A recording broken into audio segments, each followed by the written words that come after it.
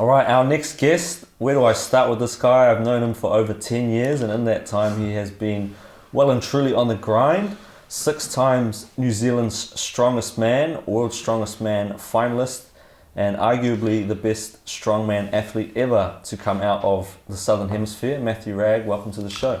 Thanks for having me. All right, so off camera, you've already apologized in advance if we have to chop this one up a little bit. So my first question is, why do you hate being interviewed so much? Man, I don't even know. I feel like I'm scared I'm going to say something like not, I don't know, like not well or... I'm sure I'll be able to guide you through it. So before we dive into your lifting history, your strongman career, can you give us a little snapshot about your background in terms of where you're born and raised, your family, and any sort of early sporting experiences that you had? Yeah, so I started Strongman back in 2013. Actually, before that, I used to do athletics. So I've got like quite an athletic background. I used to do a lot of running, sprinting, and then I had like an injury, shin splints in my shins, and then I kind of just got into more gymming once I was injured, and I just fell in love with like lifting weights. So in the early days in the gym, at what point did you know that you were strong? Probably not in the gym, but when I did my first competition, it was the Fitness Expo, Green Lane showgrounds. Right. Where I broke I think I broke like 2 national records in the grip event, and I kind of knew that if I keep pursuing it, I'll do quite well. So you were studying at AUT at the time, and I remember it was your brother that had some friends that were doing a bit of strongman training. Yeah. And like you mentioned, that first comp at the Fitness Expo, can you remember where you finished? Can you give us a bit more information, detail about that first comp? So back then, I think I went to university with Colm and Alex, and they were all like the OGs back in Strongman. Colm is like a ex-champion, NZ champion, so I kind of looked up to him a lot, trying to copy what he does, like what he does, and I'll kind of follow through. Yeah, and then at that event, the Fitness Expo, I think my max log back then was like 105 kgs, so it's like blowing up a lot now, but I came probably, I think 6th or 7th at my first competition. Right. Can you remember your first competition win? So obviously you didn't set the world on fire on that first comp, but can you remember the first show that you won? I think it was Waikato's Strongest Man. That's the same year, probably like a couple of months after. Remember the event? It was like a weight for height. I actually broke that record as well. So for people that are unfamiliar with what that is, what is a weight for height? Weight for height is you throw like a Highland Games implement, eh? Yeah, like a Highland Games implement as high as you can, and I think the record was like 18 foot, I think. And what did you threw that? I think I got like 18 and 2 inches, I think, I'm pretty sure, yeah. So fast forward a little bit to your first New Zealand Strongest Man win. It was your second New Zealand's? Yeah. The first time that you won? You finished second the year prior behind Colm Wolf, who you've mentioned previously was someone that you looked up to. He was, at that time, the 3 titles in a row, if I'm not mistaken. Talk to us about that first New Zealand Strongest Man win, how New Zealand Strongest Man used to run, and sort of like those good first early days at the Easter show. So I think that was 2014. That was it was 15, eh? Did we have it down? You're telling me, man. I can't even remember. Like 13, 14. I didn't do NZSM in 13, so my first year would have been 15 or 14, and then I would have won it in 15, yeah. So back then it was won by Matt Rossiter. He was a good guy. Sadly he passed away, but I always randomly think like he would be like proud to kind of where I am right now, because I kind of like came off his kind of competitions. For sure. Can you remember much about that first title, how you felt? I felt good. Like really proud. That was my second NZSM, and I think I beat Ruben. Ruben de Jong, yep. And Rongo was there? Oh yeah, Rongo was there. Was Eddie there? I can't remember. Eddie wasn't at that one. Oh, okay. I kind of beat a few talented guys, so that was my second time. I'm not sure how many events I won, but my goal at that comp was just kind of staying consistent and just chipping away and getting as much points as I can. So your first international competition was, big one, was over in Ohio for the 2016 Amateur Arnolds. Can you tell us about that first show on the world stage, how it went, and were you happy with how you finished up? I was kind of like a little bit like overwhelmed, like seeing everyone else because they were huge, like, and I was quite small back then. I think I don't think you've ever been small. Well, yeah, those guys were just like next level. Yeah, like muscular, huge, and I was just like chubby, just kind of a fat blob, just trying to like win. But I did quite well. I think just being consistent was having no weaknesses is kind of what's driven me to be quite good. A lot of the guys are just like up and down, but they're never consistent across the board. So I think that's kind of what's carried me through a lot of the competitions, yeah. And you finished where at that first Amateur Ohio comp? I finished third, so... Third in the world, man, that's pretty crazy. Yeah, that was like amateur comp, but I was still pretty proud to kind of put New Zealand on the map there. So we'll fast forward a little bit again. Your first pro show this time was the 2017 Arnold's in Australia. I remember I was there for that.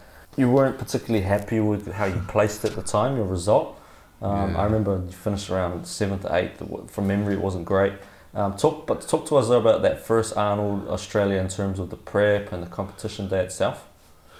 So the prep went okay from what I can remember, but I just think I just wasn't wasn't strong enough. And during that prep, I wasn't sleeping properly. Like, so I have this thing called like sleep apnea and whatnot.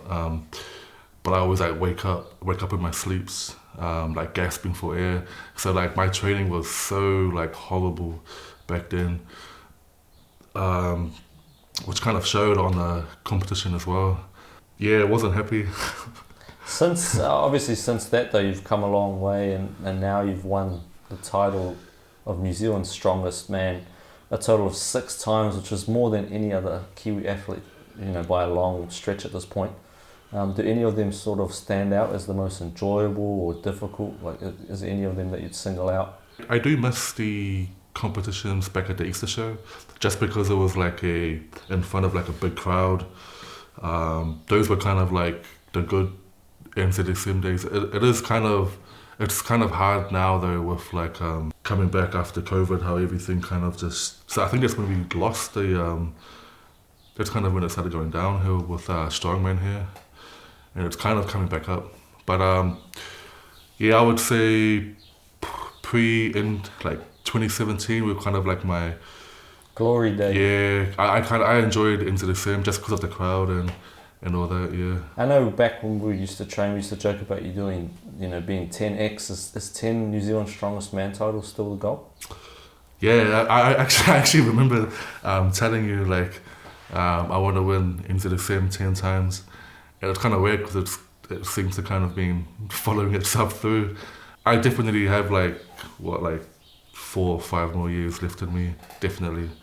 So we'll see. I know, throughout all these years, you continue to get stronger and stronger. And this whole time though, you weren't getting any worlds call up. Despite people, getting called up ahead of you, people like Colm, Rongo, even Eddie Williams had all competed, multiple times at Worlds. In that time, you still weren't getting a call up. What was it like seeing them go ahead of you? Did you feel sort of like slighted in any way?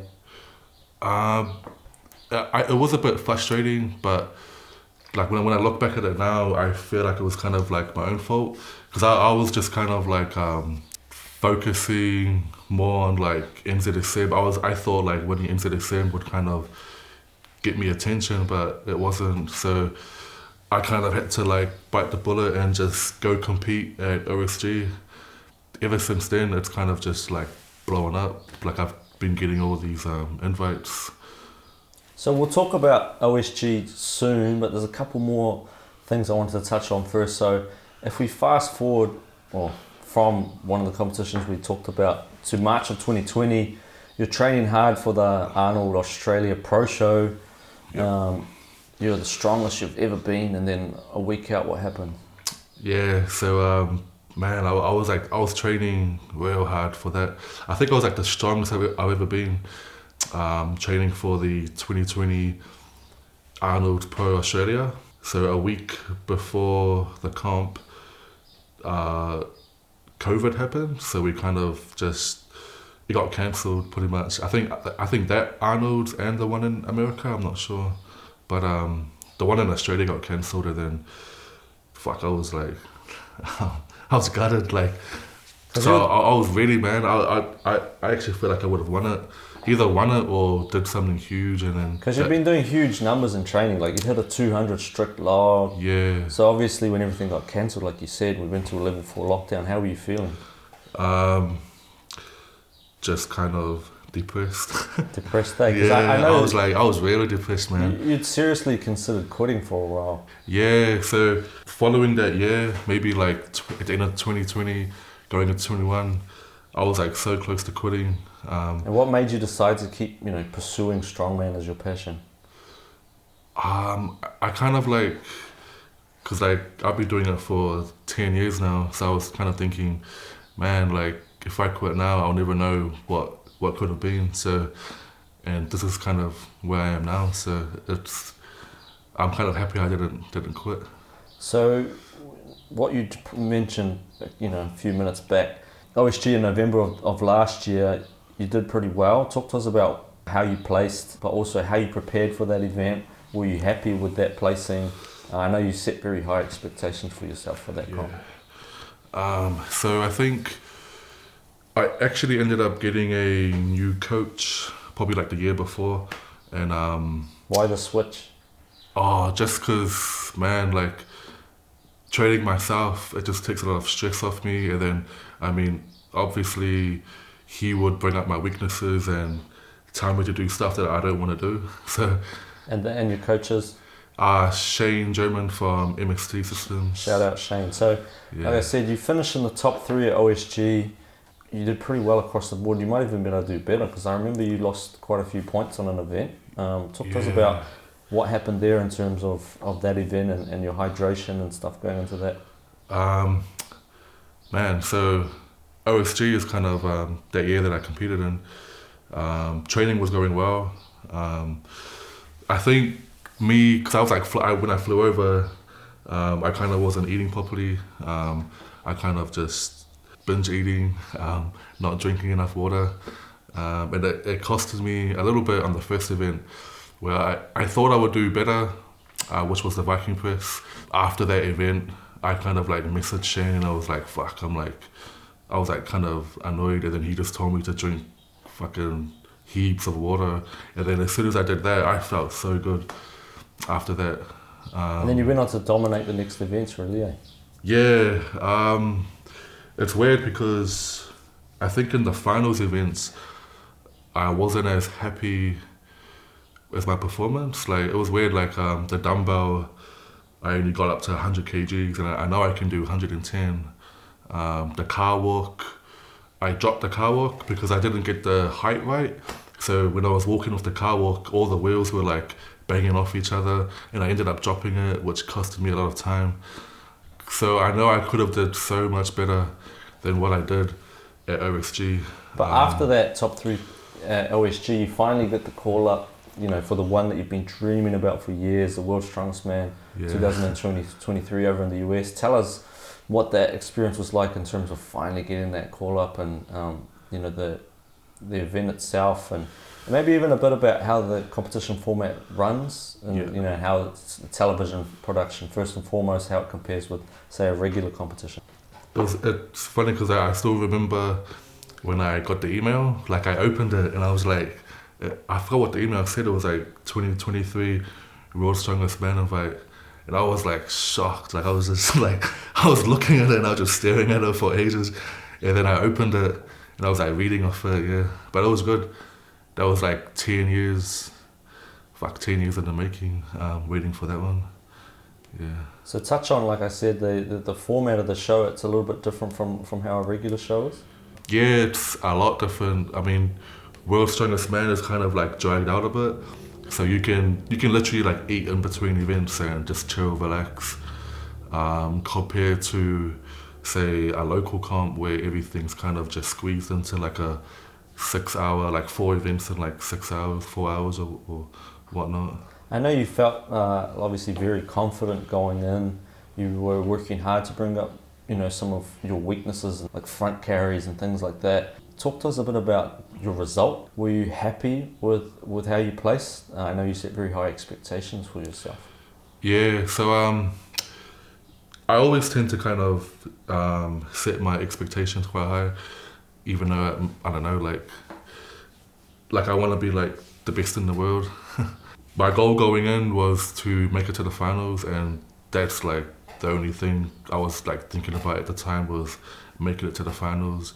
And I've been working on like moving events a lot, trying to be quicker, explosive, just endurance, because I know I'm already statically strong, so my goal going in was just like ironing out all my weaknesses. It helped a lot. I ended up coming second in my pool. I'm not sure if I'm allowed to say, but came second in my pool. Spoiler alert! I think they've actually already given out the results anyway. Anyway, I came second in my pool by quite a lot, so I was confident going into the stone off. I think I was up against Ivers. I was real confident because I know my stones are quite strong. I was just worried about getting the techie right because it was a real hot day. So that was the only thing I was trying to get right on the stone event was the techie.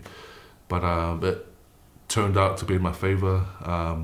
Took the win and made it to the finals. And where did you place in the finals? So I placed 9th in the finals.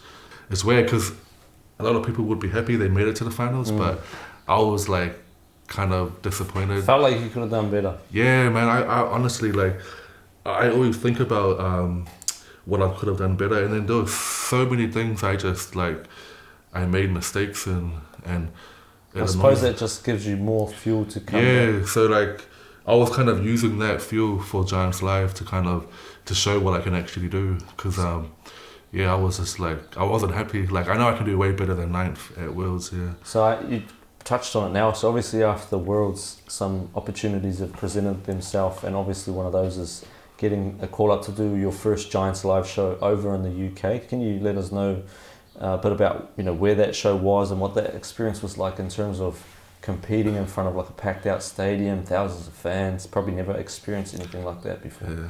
So after Worlds, I went to Glasgow in the UK to compete at my first Giants Live show. It was crazy. I think if you I kind of just wanted to stand in the middle and just look around the stadium, because seeing thousands of people just cheering you on, and they're all they love Strongman over there. So yeah, I was speechless. I actually didn't even know how to react. I didn't know how to interact with the crowd. But I think I'll get better at it as I do more. It must be a very surreal feeling for you, knowing that you've been grinding for literally a decade, all self-funded to this point, and then it's finally starting to pay off. Hopefully I get more invites and podium at more higher shows, so I can kind of quit my job and just do Strongman full time. Even start a YouTube channel. Shout out to Ragg Strongman on YouTube coming soon. So leading into 2024, what do you think your biggest work-ons need to be? I know that things like dumbbells always been sort of a Achilles heel, bit of a weak event for you. What else do you need to improve on in your mind before the next Worlds? I think for me, being annoying in a way, like, because like I think for the truck pull, with that truck pull, my harness wasn't on properly, and I didn't want to bother them because You've got to bother them. I think that's a New Zealand thing. Yeah, because I didn't want to be annoying to them because it wasn't on. I told them to fix it, and then when they fixed it, it still wasn't on properly. Right. And then I didn't want to hold everyone up, so I was kind of like, during that truck pull, it was kind of on an angle, so I was like pulling on one side, which was so annoying, and it showed my time was like horrible. And then I was like, fuck, I gotta be more like just like be more annoying to them, like tell them to, you know. There's all lessons though. Yeah. So I'm sure next year you come back with these lessons learned, and I know like you're someone that sets big goals for yourself. What sort of goals have you got for your future in the next couple of years in Strongman? Are we talking more giant shows, maybe the Rogue Invitational, the Arnold, is podium at Worlds sort of in the pipeline? What is it that you want to achieve in the next couple of seasons? So next year, I've been coming off my Giants win between like the two like world champions. Like I know like 100% I can win World's Strongest Man. That's kind of like a goal, like a goal at the back of my mind that I want to tick off. And I it feels weird saying it out loud, but I know I can win it, especially with my like the work I put in. Like, yeah, man, I put in so much work into Strongman, and there's so many things where I can already improve on from the Giants live show. So like, if people thought that was like my peak where I'm gonna kind of be at, like I know I can do a lot better at that Giants live. Just watch out, everyone else, eh? So just to wrap up, what sort of like one piece of advice you'd give someone that's potentially starting out in the world of Strongman, watching this online right now? What's something from someone that's made it to those high world levels, you know, that people that's getting started, what would you say to them?